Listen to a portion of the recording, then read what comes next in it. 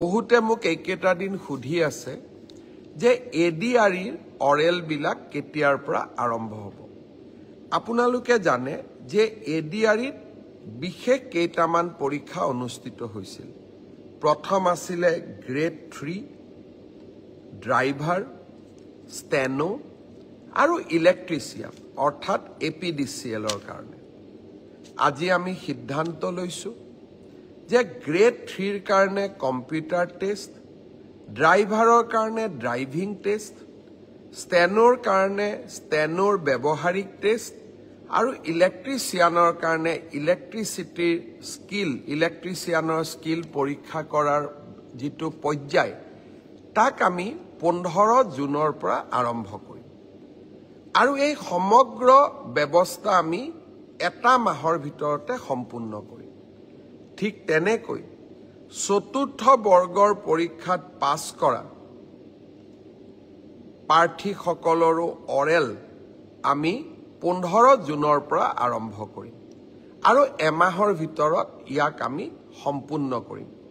অলপ আজি বা কালি বা পৰহি ৰাজ্য চৰকাৰে আপোনালোকক আনুষ্ঠানিকভাৱে দিন আৰু বাৰ আপোনালোকক জনাব।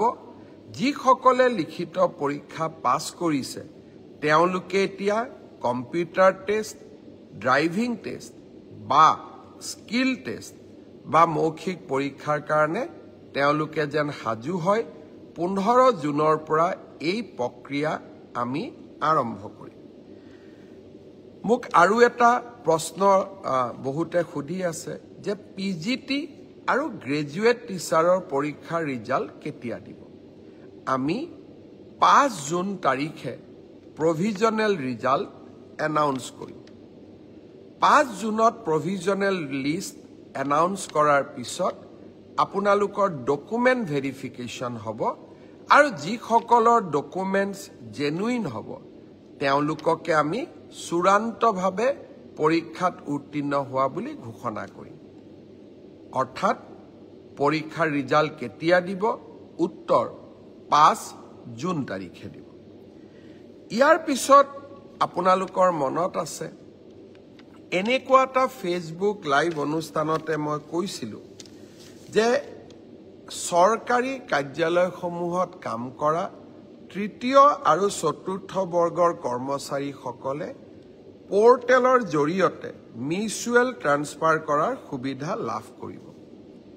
প্ৰায় 18,000 চৰকাৰী কৰ্মচাৰীয়ে আবেদন জনাইছিল আৰু মেথছ অৰ্থাৎ কোনোবা আহিব লাগিব, কোনোবা যাব লাগিব, অৰ্থাৎ মেথছ মেকিং হ'ব লাগিব।